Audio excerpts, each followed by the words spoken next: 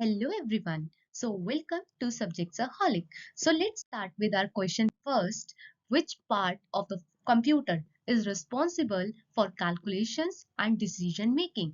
कौन सा पार्ट जो होता है कंप्यूटर का रिस्पॉन्सिबल होता है कैलकुलेशंस करने के लिए या फिर डिसीजन मेकिंग के लिए? तो ऑप्शन ए है हमारे पास RAM, option B CPU, option C motherboard and option D GPU.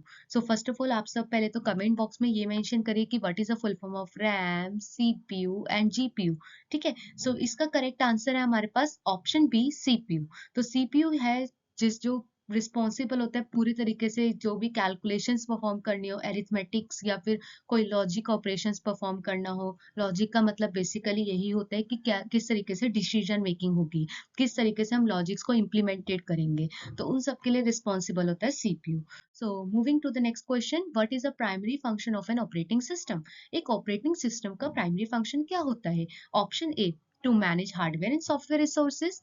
Option B, to perform calculations. Option C, to connect to the internet. या फिर Option D, to design graphics. तो आपका आंसर कमेंट बॉक्स में. And इसका correct answer है to manage hardware and software resources. तो एक operating system जितने भी हमारे डिवाइस के कोई भी हार्डवेयर या फिर सॉफ्टवेयर रिसोर्सेज होता है उनको मैनेजिंग का काम करते हैं. इसलिए मैनेजमेंट इसकी मैनेजमेंट बहुत ज़्यादा अच्छी है क्योंकि जितने भी हमारे हार्डवेयर या सॉफ्टवेयर रिसोर्सेज होते हैं उनको करेक्ट एलोकेशंस प्रोवाइड करता है रिसोर्सेज वाइज और उस तरीके से चीज़ों को मैनेज करता है.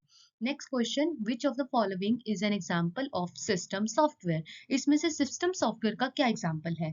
Option A Microsoft window, option B Windows 10, option C Adobe Photoshop या फिर option D Google Chrome. So basically सबसे पहले हम ये समझते हैं कि what is the meaning of system software, क्योंकि ये हमारे क्वेश्चन की एक नई टर्म है. सिस्टम सॉफ्टवेयर का क्या मतलब होता है? ठीक है. तो सिस्टम सॉफ्टवेयर जो होता है एक तरह का सॉफ्टवेयर है, मतलब नाम से पता लग रहा है सॉफ्टवेयर है जिसे हम टच नहीं कर सकते हैं. ठीक है. जो फिर किसी ना किसी तरीके की लाइन ऑफ कोड या प्रोग्राम से मिलकर बना है. तो ये उस तरीके का हमारे पास एक सॉफ्टवेयर है जो हार्डवेयर को मैनेज करने के लिए डिजाइन किया जाता है. ठीक है. यानी कि हमारे पास जितने भी हार्डवेयर डिवाइसेस होते हैं उन सबको मैनेज करने का काम करने के लिए सिस्टम सॉफ्टवेयर का यूज करते हैं. और सिर्फ हार्डवेयर सिस्टम्स को ही मैनेज नहीं करता ये हमारे पास अलग अलग जो भी एप्लीकेशंस रन कर रही होती है हमारे सॉफ्टवेयर पे, हम उसको भी ये सिस्टम सॉफ्टवेयर मैनेज करने का काम करता है. ठीक है. जैसे कि हमारे पास जितने भी ऑपरेटिंग सिस्टम्स हो गए, ठीक है, जितने भी ऑपरेटिंग सिस्टम है वो सारे हमारे सिस्टम सॉफ्टवेयर कहलाएंगे.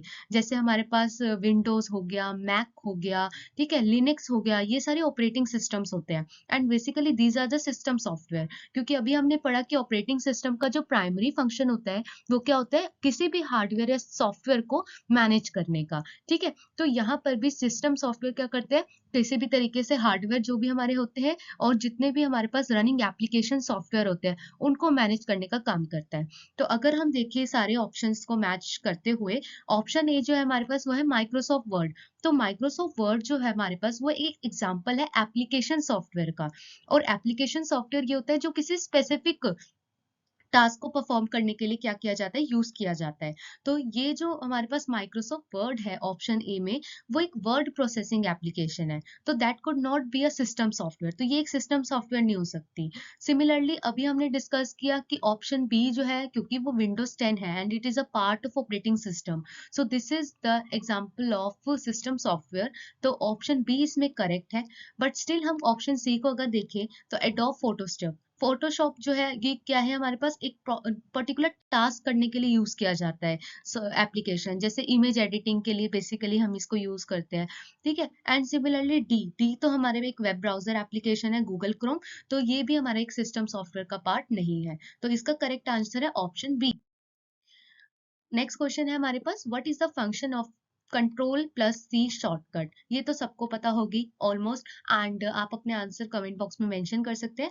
Option A cut, option B copy, option C paste and option D close. But still जो बहुत ही बिगनर्स है, जिन जो अभी प्रैक्टिस कर रहे हैं, जो अभी सीखना चाहते हैं, सीख रहे हैं, स्कूल स्टूडेंट्स हो सकते हैं वो, तो वो उनके लिए ये अभी न्यू है. कंट्रोल प्लस सी क्या है, तो ये तरह से उनकी एक रिवीजन हो रही है जिसको आप कमेंट बॉक्स में भी मेंशन कर सकते हो. तो कंट्रोल प्लस सी की फुल फॉर्म होती है ऑप्शन बी कॉपी.